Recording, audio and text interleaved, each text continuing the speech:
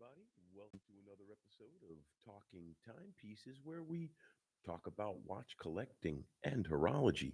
As you can see, I'm still moving in. All of the pictures there should be up on the walls and such. And I think I'm going to put the suit of armor there after I repair the frame. But hello to all, greetings and long life. Um, I've been very busy lately. I've moved. I'm going to start a new job very soon this week. I'm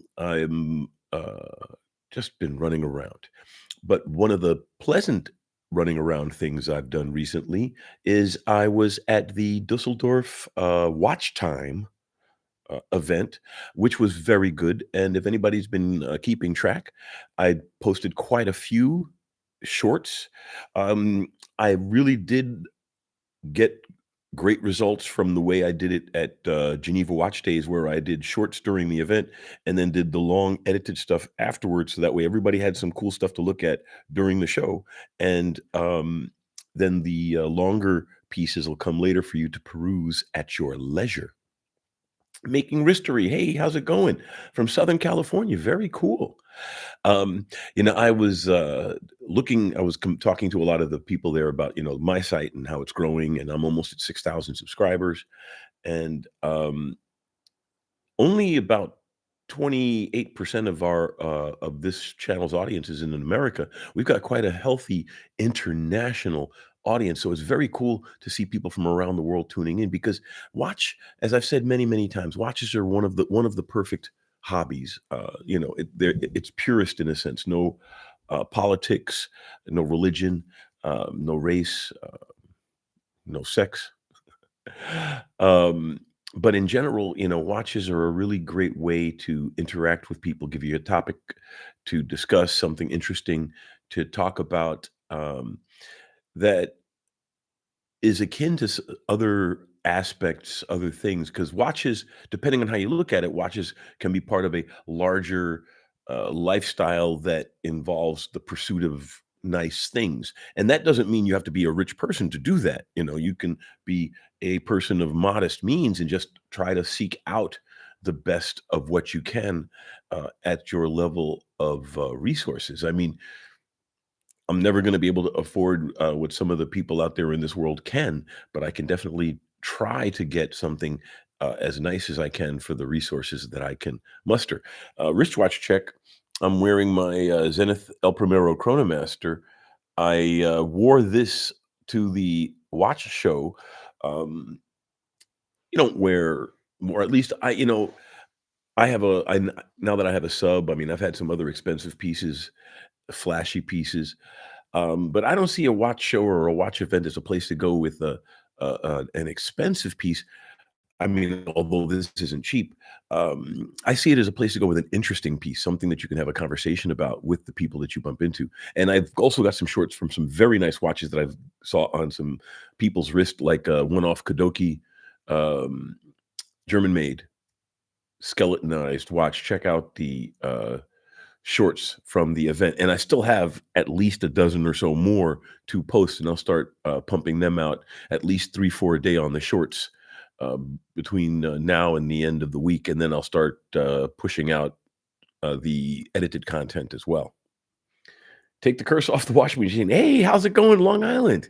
Next time I'm in Queens visiting my mother, probably in the spring next, we should get together for a beer. Watch Chris. Hey, Chris, how's it going, my friend? We bumped into each other at the event and had a very nice conversation. First time we met in the flesh. It was very cool. And he introduced me to quite a few watch people, including one of the local watch clubs, one of the bigger watch clubs in the area. Met their leadership and got a chance to really get some connections. So thank you, Chris. I owe you one for that. Sounds cool. Exactly. Let's do that. Trap Vision, how's it going? Greetings and long life. Yeah, no, I was talking about the Dusseldorf watch days, and I wasn't looking for swag, and there was tons of swag there, but I was there just with my one little camera bag, and I had stuck underwear and a fresh shirt into that, so I had like no baggage capacity. So I didn't look for swag, but I got a couple of interesting pieces. Like I got this um, lint-free cloth from eBay. They had a very strong presence, actually interesting, they had a very strong presence. They had a little small lounge set up with chocolates on a tray and, some people, charming people sitting around on some couches, talking to anyone who wanted to talk to them about, selling watches on eBay with their new guarantees and the like, because, um that's another aspect of the show I wanna touch on.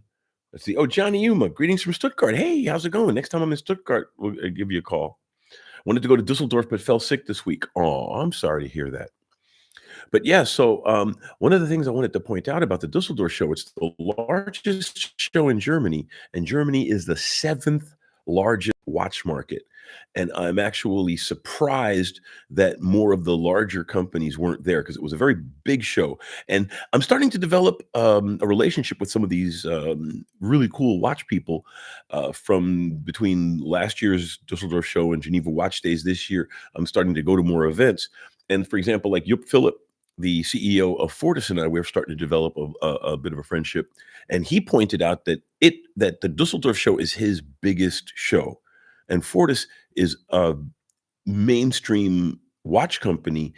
They're more known for their tool watches, but the German market, they're very, these are people who are very well, all watch collectors are very passionate about what they're interested in, and some people who want a tool watch, a good tool watch, are gonna go out of their way to get it. Or an interesting piece. For example, Raphael, the CEO, I got a chance to chat with him again, and that you're gonna see that video as well. I've got videos on all of these people, and talking to him and talking about watches with them. And, Formex, they just came out with a new gold-plated meteorite dial limited edition piece, and there you would need a stick to get through. A lot of the videos I had to wait until the crowds thinned because there was a line outside of the building when, when the event opened, and, you could tell the people who were passionate. That's why it was very crowded in the day, and it was still reasonably crowded close to close, but it was at least sparse enough that I was able to get some really nice videos. Mitchell Ween from Marathon. Oh, and that's the one piece of. Oh, well, actually, I got two pieces of cool swag because like I said, I wasn't looking for swag, but somehow it still finds you. And I got this cool marathon watch. Uh, Feels very good, and winter's coming, so I'm ready now. But Marathon watches, and Mitchell and I had the president of Marathon. We had a very great conversation, and it turns out that it's watches have been a family business for years, and his cousin bought Benrus, and some really interesting things that come out in the conversation that we had at the show. So I'm looking very much forward to editing this content and making sure it gets out to you all. And I really think you're going to enjoy it because that was one of the things that one of the reasons I like to think that I have such a good international audience is I try not to talk about the markets and where Rolex is in perspective to other companies and things of that nature. I try to talk about why people collect and interesting aspects of watches and the things about watch collecting that we all love. And I think that gives the channel a longer tail. I may not get a lot of quick looks in the beginning of the cycle, but over time I get more looks because the things that I have to say, for example, we're going to pick up the topic of moon phases again next week. The things that we talk about transcend market cycles, and like most of the time I try to talk about things that a year from now, 5 years from now, people still want to think, oh yeah, what do you think about moon phases, or what about you know uh column wheel chronographs versus cam, or vertical clutch versus horizontal clutch, or things of that nature. I like to talk about watch collecting and watches as a context of what we are collecting. Not, I want to talk about watches and how important it is to have a Rolex or a Patek or whatever. And you're in, you should feel like the great unwashed if you don't own a Patek, or at least, a Rolex, or at least maybe a used Vacheron. And then you can consider yourself a watch person, which is BS. You could be a watch person and not even own a watch.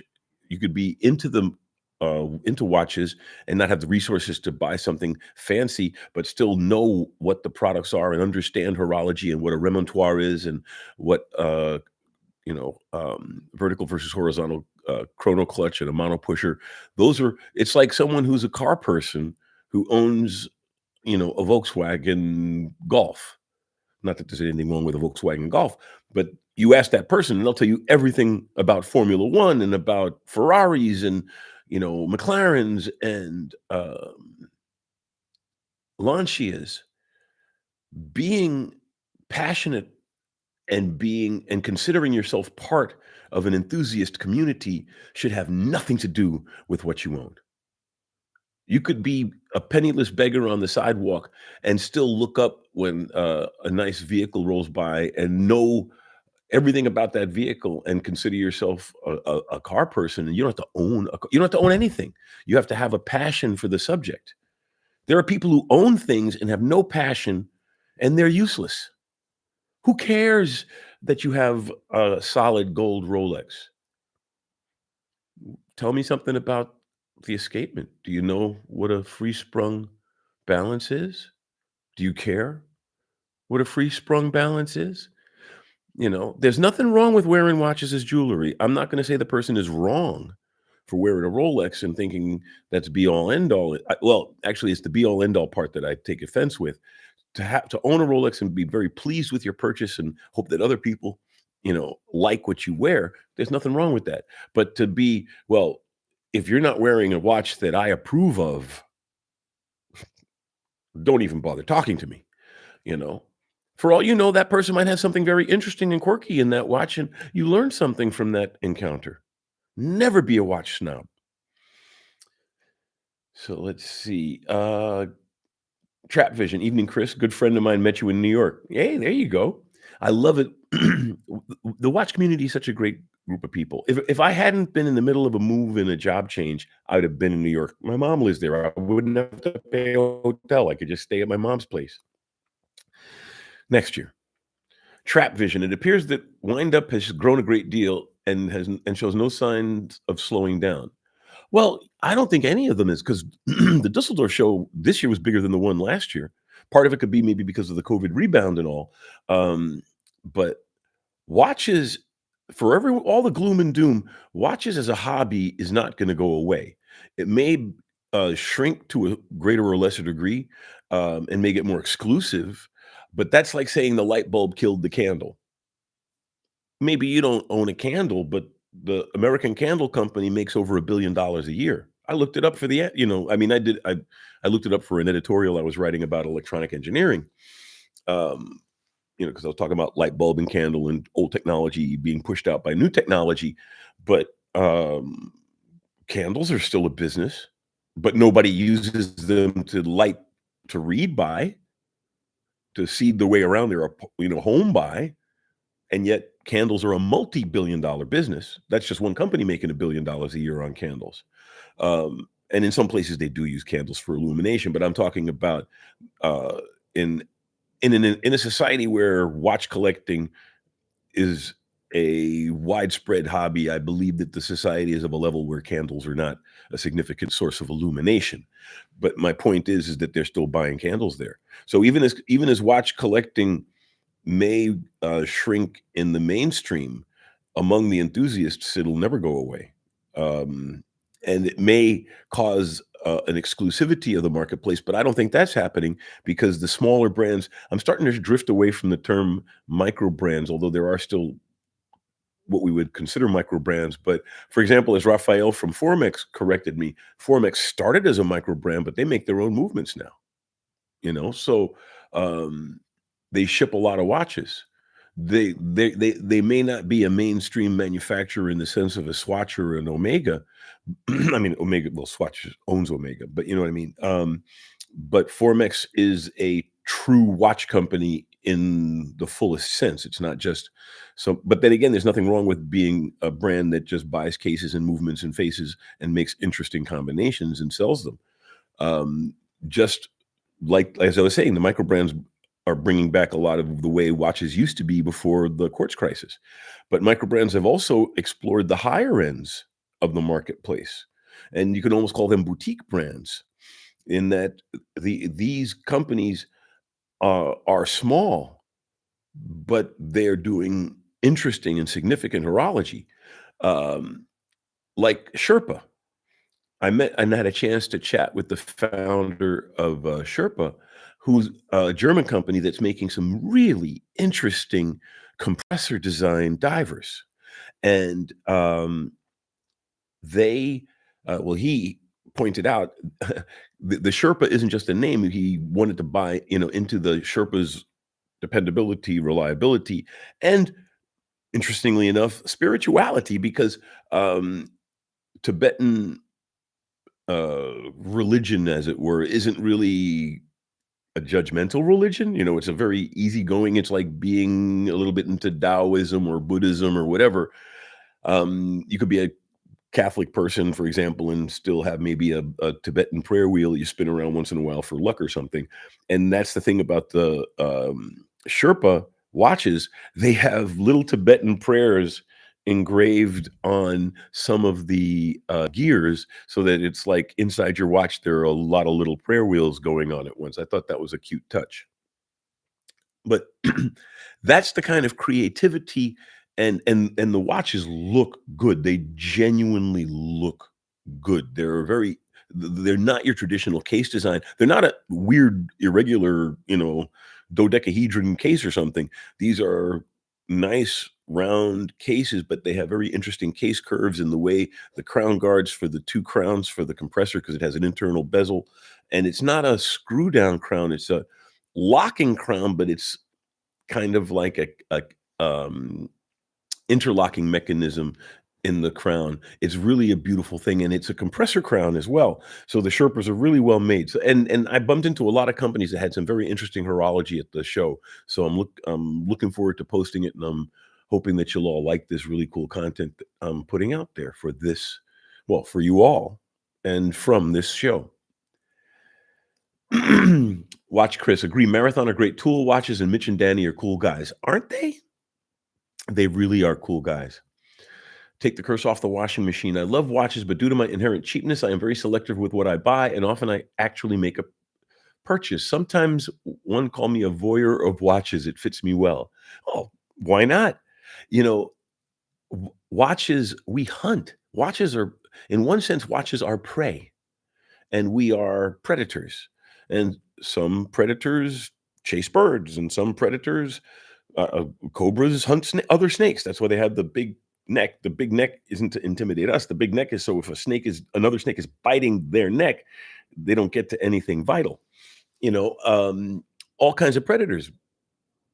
The whale, the blue whale, we don't think of it as a predator because we think of an animal that almost grazes as being less of a active predator, but blue whales are very aggressive, active predators, corralling the very krill with bubble curtains and stuff like that. They're very actively thinking of ways to eat what they're trying to eat, and herbivores don't. You don't need a lot of skill to sneak up on a leaf. Um, it's just like that in the watch world. You've got companies that are complacent, you've got companies that are hungry, and you've got collectors that are looking for tool watches, and you've got collectors that are looking for dress watches, and you've got collectors that are looking. We've all got our niches, and we've all got our places. I shouldn't say we've all. Some people are lucky enough to be in a couple of niches, and some companies as well are lucky to be dominant in a couple of areas. Some companies, like a lot of people crap on Rolex, but how many they have at least 5 major watch facings, brand facings in their lineup. Whereas some companies like, if you think about AP, they've got the code, they've got the Royal Oak, and they've got the variations on the Royal Oak. Patek's got like 3 or 4 really headliners, Calatrava and the Nautilus. I guess the Cubitus, Cubert isn't getting a lot of traction, but they're going to sell every one they make. Um, It's important to remember that we're a community and we all have different tastes and we all have different desires, and that's going back to what I said a little earlier. The people who are so pretentious about it, and you need to have a watch that I approve of, or you're not really in the game, as it were. I don't really like that very much. But that's one of the reasons I like TGV. He was one of the first people who got me into really thinking about blogging about watches. And he's there are other people who also say this, but wear what you love. You're wearing it for yourself first. If other people like what you wear, icing on the cake, but you should be wearing it for yourself to make yourself feel happy about what you're wearing. You know, um, how often? Oh yes, and often you make a purchase. Hey, Burke, a gold-plated meteorite dial is crazy. Yeah, but it looks awesome. I first thought it was bronze, like some kind of crazed bronze, and then I looked closer. Raphael said, "No, no, it's gold-plated." But yeah, gold-plated meteorite, because meteorite's metal. You can electroplate it, and so they electroplated it with rose gold, and it's obviously in one of their dress pieces, but it looks really good. Although the best looking dress piece I saw at the show was the Zapek, Atlantique flying diamonds. Really beautiful piece. Aventurine dial, um, interesting elongated diamond, not baguette cut, a different cut, uh, indices, and then that aventurine dial, just a beautiful, and the movement's very well made. The Zapek is a perfect example to me what like a really rich person would buy as a watch to expensive piece. Not something that screams from a mile away, "I'm a expensive watch," but one that closer you look, the more you see, the more beautiful it appears. You'll see it from across the room, you think, "Oh, nice watch." But then when you have it in front of you, you think, "Oh my god, what the workmanship, the detail, the beauty." Low key luxury, old money kind of luxury watch. That's what Zapek uh, really, I mean, but not all their pieces. Some of their pieces look kind of funky, but that Atlantique flying diamonds is beautiful, really beautiful piece. Um, Smack Daddy, hey, Australia. See, I love the fact that we have a very wide audience, um, because watch, like I say, watches are a perfect international hobby. Politics, no religion. You can get people from any background. You can get an Arab and an Israeli to sit in a room. If well, in New York you can because they live cheek to jowl anyway. You can get them in a room, and if you're talking about watches, unless one of them's a Rolex fanatic, you're going to have a good time. Oh, hey, Kenzie Bryan Foger. Hello from Nova Scotia. See, like I said, it's really cool that we can all get together in this room and talk about watches and what we enjoy about watches and why we are motivated by watches and what about watches motivates us. But as I was saying, I'm really surprised that with Germany being the seventh largest watch market, that the Dusseldorf Watch Show isn't bigger. But I think that's because the Geneva events are sucking the air out of that. Um, I think that's why Geneva Watch Days was able to make it and grow so quickly is because it's in Geneva and they're doing a different format. They've got the watch companies all set up in suites and hotels, so it's more of like a CES high end pavilion. Because and I don't know what they do now. I haven't been to CES in a few years, but I used to go religiously. They used to put all the high end stereo companies in a hotel, and every company had a suite, and so it was like very laid back and casual way to encounter the companies because you had to sit down and chat and maybe have a cup of coffee or whatever. And Geneva Watch Days was a lot like that. Um, the Dusseldorf show is more of your traditional kind of trade show, and it's in a hall, and there were booths and the like. Um, but the nice thing is, well, Fortis, for example, some companies had other gave away other things, but Fortis had beer at their booth, a really nice Dusseldorfer Alt, and it was in a proper tap, so it was cold. And they also had a cigar um, lounge outside of the food area with a gentleman rolling cigars, and I took video of all of that. Let me know if you want me to. I think I might post two separate videos and maybe find some generic music and just run the whole video of the guy rolling a cigar because I taped it from stem to stern. And when he was done, he pointed at the row of cigars, and he goes, "Yeah, you want one made with Dominican tobacco?" And so I've got this hand rolled. I watched it get rolled right in front of me. I'm gonna enjoy this later. Not later today because it's already late at night here, but later today. And I did get a chance to enjoy a really nice one, and I didn't smoke the whole thing, so I actually brought the rest back. But it's very mild. I liked it. It's a Sandoro. It's it was quite mild. I think this is also Dominican. Now in Germany, you can get Cuban cigars. So the fact that you can get them, they don't have the big aura that they do in the States of the ooh, forbidden fruit kind of thing. Since you can get Cuban cigars in Europe without a hassle, there's a lot more interesting competition. Not when I say competition, comparisons. But then that's like watches. The more access you have to different brands and different styles and different presentations, the more flexibility it gives you in developing your collection, right?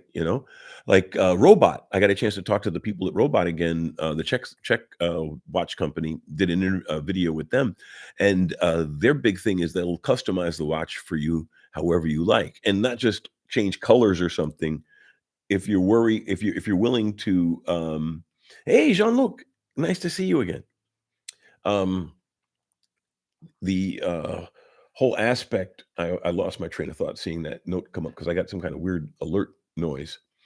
But yeah, the whole aspect of microbrands, I think microbrands are bringing back as making Ristery points out. I'm enjoying exploring microbrands because, well, I mean, if you think about Zelos is doing some really cool stuff. Maine just came out with a really gorgeous moon phase.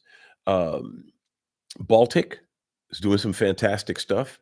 Even there were some Chinese micro brands like, they made the Blue Planet, won the GPHG a couple of years ago, Sega Design.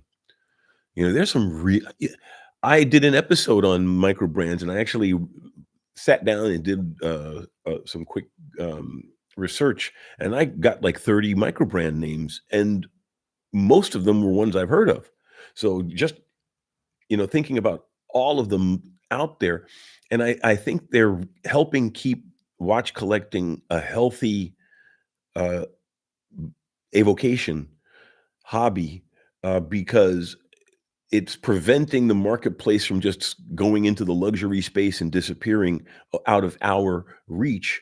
Um, if you I mean, it's not as blatant as Rolex and Tudor, but if you don't wanna buy, a Jaeger coat, you can find a and not get an homage to the Jaeger-LeCoultre, get a watch that has maybe similar design language, but has their own design philosophy, and it looks like their watch, but, just as you have divers that Rolex homages, but obviously you have to have a timing wheel and all of that other stuff, bezel.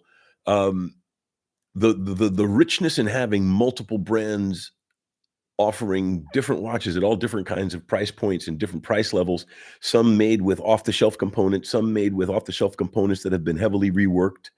Um, like there's skipping the tip of my tongue, I did some shorts on their pieces. They've reworked value 7750s and put the total as they're stacked so that it's a noticeable difference of the way that their dial layout is. Still a value 7750, but they did the work to make it a different presentation to set themselves apart, So the fact that there are all of these smaller companies creating interesting things keeps the big boys on their toes, you know? And it keeps the community happy because it gives us things to look at and things to explore and things to have fun with that aren't all $100 billion and aren't all made out of fairy dust and rose gold shavings out of, diamond mines on Mars or something like that. You can have a nice watch that's not an obscene amount of money that provides a high value and isn't necessarily a field watch with a matte case, you know?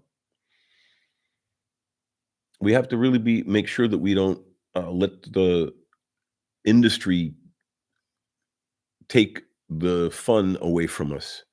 We should support and at least explore these smaller companies because, some of them have some really cool stuff to offer. Let's see, Trap Vision. Flutterman just launched a watch in collaboration with a NASCAR driver. Ooh, like my Universal Genève Center. No, he was Formula One. A number of people on Reddit destroyed the watch brand as a whole. And how do they know? Have they touched the watches? You know, there are some things that you can say, okay, these guys are full of it. When they offer something that sounds too good to be true, it usually isn't. But if you're just making a special edition watch with a sports person or with a well, racing is a sport, but with a celebrity, why not? I mean, at worst, it's a fashion watch, that you can toss after a season, and at best, it's a collectible that's worth the money you paid for it, But to simply trash it without really experiencing it, I think, is watch snobbery. Just like as I was saying, the people who were really crapping on the Patek Philippe Cubitus, which I will crap all over the name. That is a stupid name. It's not the watch's fault it has a stupid name. And frankly, Patek, if they had just simply said, "We're making a square Nautilus, and that's all," we wanted to change it up a little bit, it would have been, there would have been a lot less stress. And also, if they had, like, thrown a party and kissed all the watch people's butts, they wouldn't have gotten all of this stress because a lot of these watch people, develop a little bit of an ego, and if they don't get leaked the information or told what's gonna happen, they can react weirdly. But, I mean, like, the Cubitus isn't my primary choice of a piece, but if I was able to get one at a reasonable price, I'd probably buy it. I mean, I own a Cartier Santos, XL Chrono. You wanna talk about big, square, and blocky, but to say that the Cubitus is a Santos knockoff, which I've heard people say, side by side, the only thing that they have in common is they're big and clunky. They're totally different design languages, completely design philosophies, completely. The Cartier comes across much more neo retro because it's got the Roman numerals and the white face and very traditional dial presentation in this big chunk of steel. And the Cupid, this isn't like that. It's got the pattern Patek dial. It's got baton indices. Uh, you know, it- it's a different piece. And like I said, it's not necessarily my cup of tea, but what I don't like are the people that saying, I don't like it and you shouldn't either. That's the part that bothers me. It's okay to say you don't like something, but then to tell the audience that they shouldn't like it either, it's insulting to the audience and it tells the people who do like it that their taste doesn't mean anything. And my cardinal law is do not criticize another person's watch choice. And by telling people that they shouldn't like a watch, you can tell people you don't like a watch, but telling people they don't like a watch, that's arrogance. That's snobbery. And if you ever hear anybody do that, you should push back. Trap Vision. It was discouraging reading the negative comments from other watch enthusiasts about anything, frankly, about the Flederman watch, about because there are a lot of pieces that don't get love, and then later people go, "Oh, you were right. It is a nice watch." Like, um, well, I was going to say it's not so much the oyster quartz was crapped upon, but what it was sneered at by a lot of watch purists because it was quartz watch. But a lot of people didn't realize it's a hybrid movement. There's actually a lot going on in there. It's closer to a spring drive than it is a G-Shock. And now it's a nice collectible Rolex. It's respected all of a sudden. Same thing when the Milgauss first came out. Or there are a lot of watches that get crapped on and then eventually, develop a following of some sort or another. And the Cupidus is not going to be any different. And they're going to sell all the ones they make anyway. So um, I think that the Patek boss was kinda dumb in expressing it the way he did. He's right, but it's a he was expressing another kind of arrogance. The people criticizing it are never gonna own one anyway, most of them, which is true, but that doesn't mean that their opinion doesn't mean anything.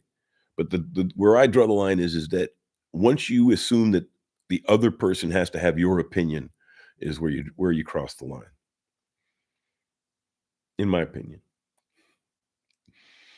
Smack Daddy, thoughts on the new collab watch from Urban Gentry and Long Island Watch? It seemed to be get a fair bit of hate from what I've seen. Um, I'm gonna have to look into that one. I know that they've been doing a lot of work together lately, and I do like TGV a lot. I haven't met Mark from Long Island Watch. I think his name is Mark. I haven't met him, but next time I'm out in Queens, I should try to find him.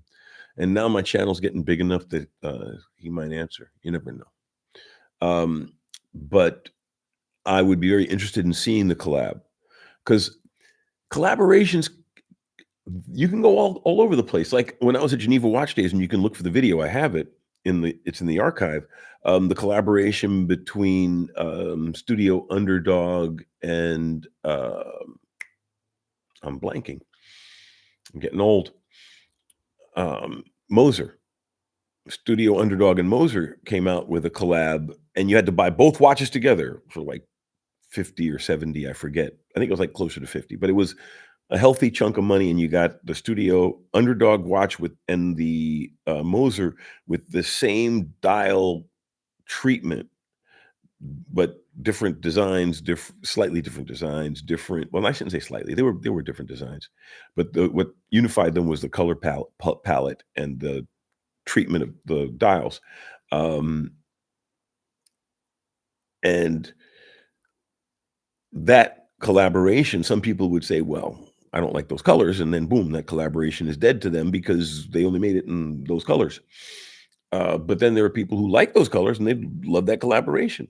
Or some people who love Moser and they'll take one no matter what color it is, or people who think Studio Underdog is funky and that interesting color adds to the regular Studio Underdog pieces they have, and they could wear the Moser when they're going, to the prom or whatever. And then um, if you think about the most successful recent collaboration, the Moon Swatch, the Blancpain swatch didn't. It probably made them some healthy money, but it didn't approach what the Moon Swatch is making and will continue to make for Swatch. Um, but I think people who crap on watches, like I said, well, you know my opinion of people who crap on watches. Well, like I said, you can say you don't like it, but to tell other people they shouldn't like it is wrong. So I'm gonna take a look at that Urban Gentry and Long Island Watch collaboration. Can't be terrible, you know. You really can't. Like the Erebus pieces, they're divers. I think they're nice looking pieces. I wouldn't buy one myself. They don't talk to me, but they're really good functional looking pieces. And I know people who crap on Erebus. And Jody's really he's really passionate about watches. He loves what he does. You can tell by the way he presents. So, there is too much hate, but then hate's an easy way to pretend power. If I put you on your heels with an aggressive statement, I can more easily attack your watch, you know? And some people, unfortunately, like I said, some people are wearing the watch just to impress other people and don't even think about it for themselves. And in order for them to feel better about their watch, they want you to feel worse about yours. Uh, B-Matic, hey, how's it going? Did I ever try a LUC Chopard? I have never owned one, but I have, held them and I've researched buying one because I really do like what they do, but I haven't had a hole in my collection for a role that one of them would play. Because my watches have rolls, And, um, well, that's one of the reasons that I keep thinking about maybe selling, even though I really do like it, my Mont Blanc Nicholas Rusek, because it fills roughly the same role in my collection as my Zenith El Primero Chronomaster. That mean, being my high horology, very cool looking, um, dress complicated watch. But I really do like the Nicholas Rusek. It is a nice piece. And I wore that to Geneva Watch Days. I wore this and I wore that and I wore my Nomos to Geneva Watch Days because those were all interesting pieces without being pretentious. And if you like I said, if you're going to go to a watch show with an expensive watch on just to flex an expensive watch, there's always a bigger fish. There's going to be somebody at that show with something better. Like I said, I saw a handmade Kadoki skeletonized, beautiful one-off piece. Your watch may be more expensive than that, but it's not nicer than that. I mean, I wouldn't necessarily wear a skeletonized watch of that style, but the level of horology and finish and all of that in that piece,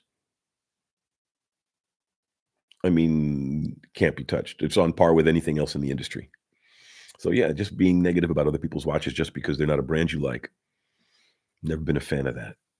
But LUC Chopard, they make some really that's the high end part of Chopard. The Millimiglia is a nice piece, but I think they're trying too hard to be mainstream with that watch.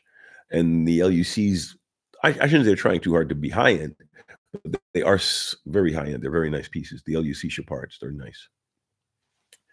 Um, Trap Vision. TGV was one of the first personalities covering watches that encouraged me to dive into this hobby of ours and vlog it. Exactly. See, that's the thing. He really was inspiring in getting me to think about doing this because um, he reminded me of because like I'm a journalist in my day job as well. I'm an engineering journalist. I'm editor at large for electronic design, and my new job I've just been appointed editor in chief of the IEEE Power Electronics Journal.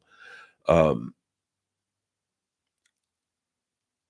he reminded me that you didn't have to be a watch professional to be a watch enthusiast and to talk about it in this type of a context. And I don't claim to be a watch expert. I don't claim to be any kind of arbiter at all in this industry. I'm just somebody who likes watches and likes to talk about what I like about watches with people who like watches so they could tell me what they like about watches. I really do look at this channel as an opportunity to not just talk about watches, but to have a dialogue with you all. That's why I love these comments about, what you think about watches. Um, Burkay, have you seen the Nereid Oreo by Microbrand Veneziano? Yes, I did. The one also has 24 karat gold plated dial for an affordable price.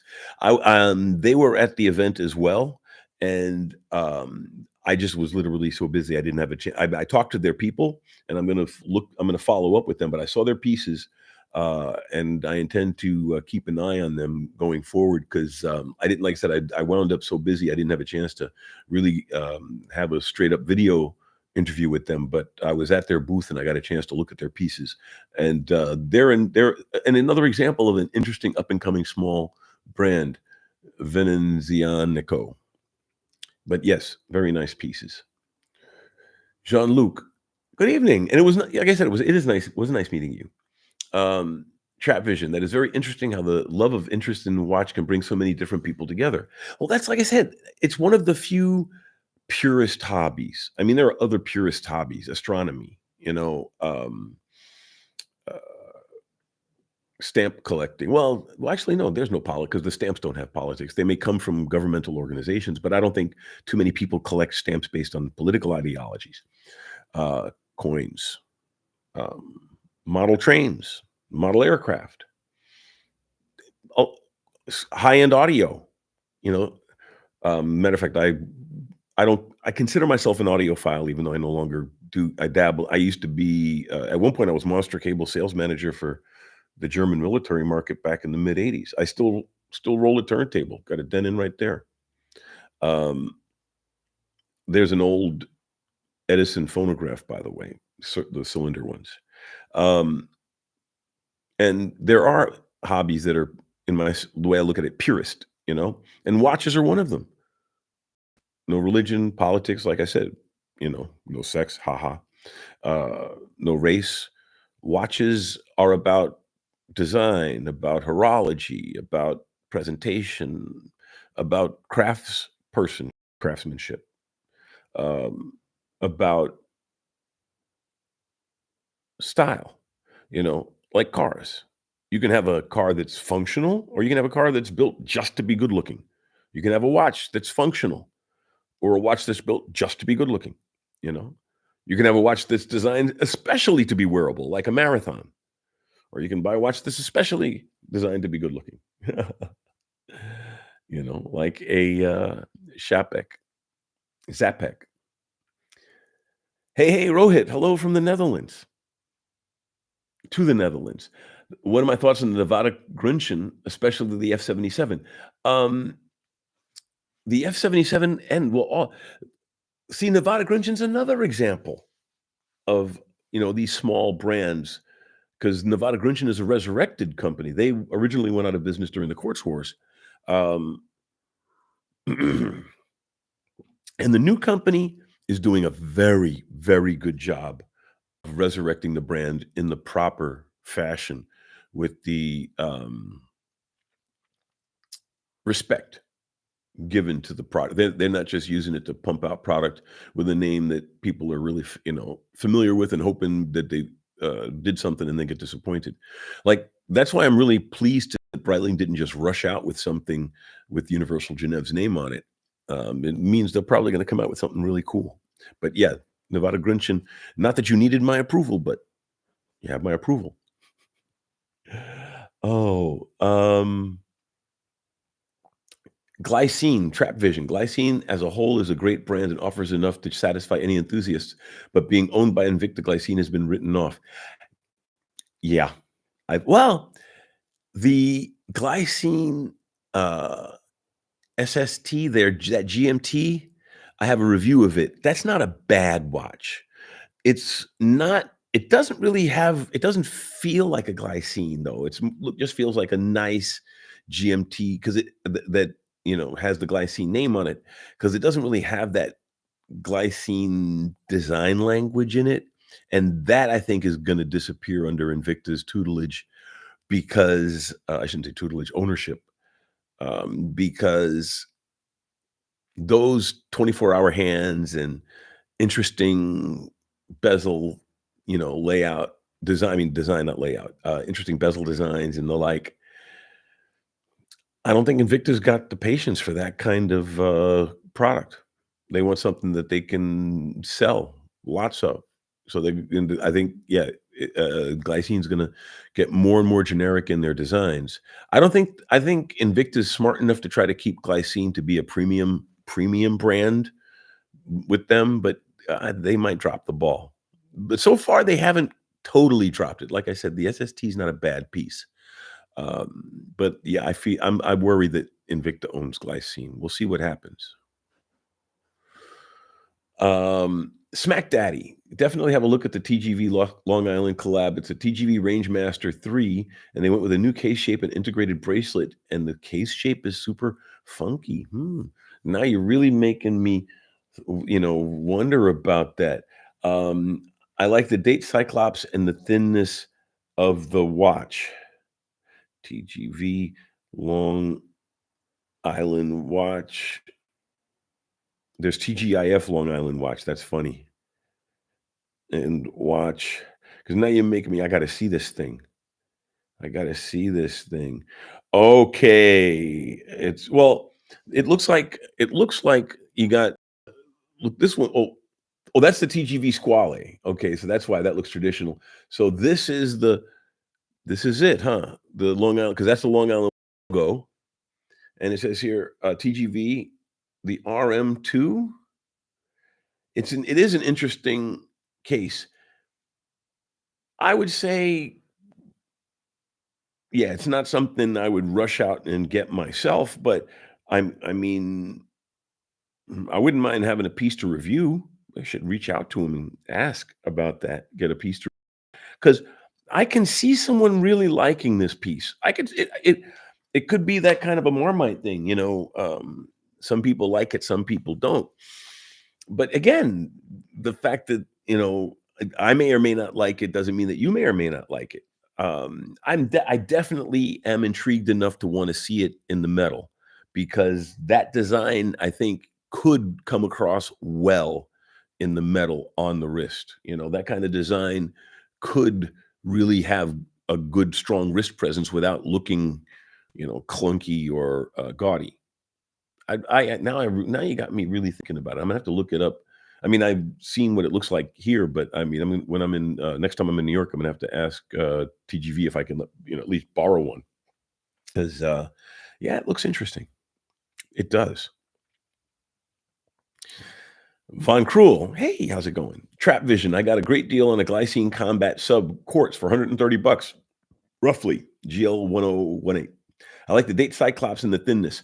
Well, that's the advantage you get with quartz. You can get away with a pretty thin piece, and to have a diver style watch, reasonably thin, they tend to be clunky.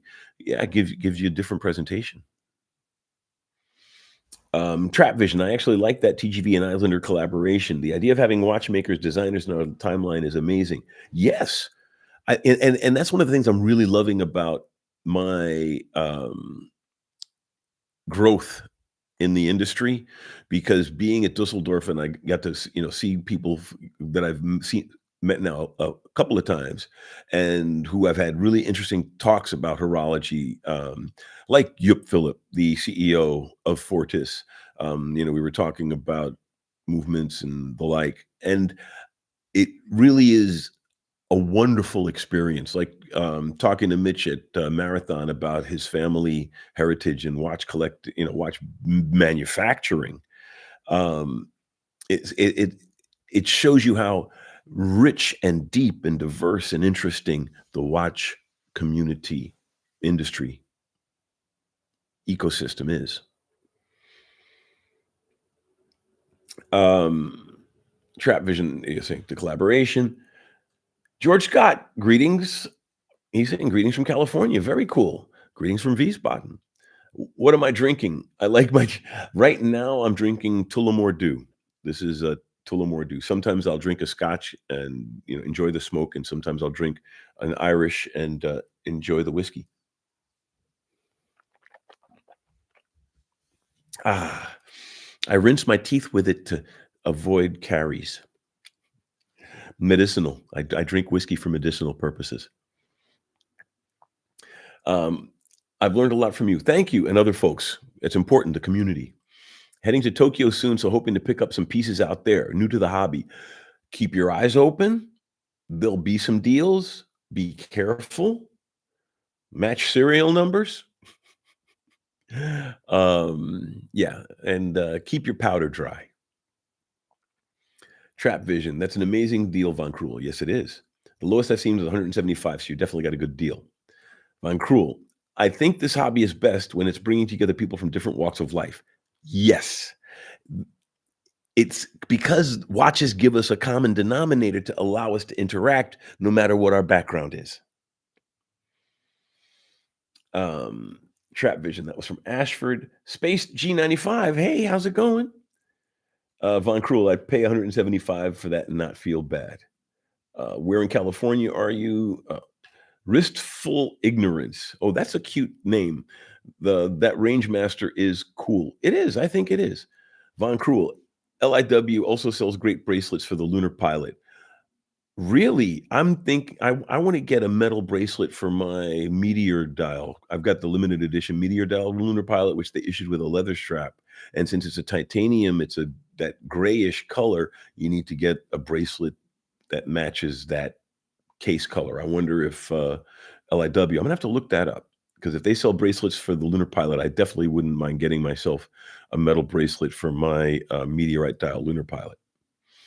Comfier than the original bracelet, has quick adjust on the clasp, and matches the bead blasted case. Well, that means they probably have one that matches the titanium case too. I'm gonna check it out. See, another example. The community helps. We all cross pollinate. Learn something from Von Cruel today. LIW. I'm gonna have to write that down.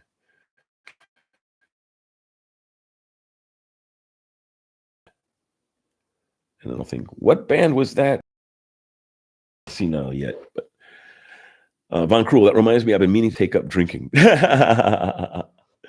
Making Ristery, a bit of the Irish whiskey. That's true. I do like me my Tullamore Dew, and every once in a while, I'll go out and I'll buy a bottle of Tullamore Dew honey. I don't keep it around the house because it disappears too quickly because it goes down. The Tullamore Dew honey, you should try it. If you've never had it, you should try it. It goes down easy, easy peasy. Oh, Bushmills had a booth at the Dusseldorf watch fair, the watch time. Bushmills had a booth, and they gave you the first shot for free, like a drug dealer, and then you'd pay upwards of $5 a dram for. They had the 21-year Bushmills there. They had the 16-year Bushmills there. I will admit to having a couple. Um, Von Krul, I'm not sure if there's one for that particular model, but I'm gonna look it up.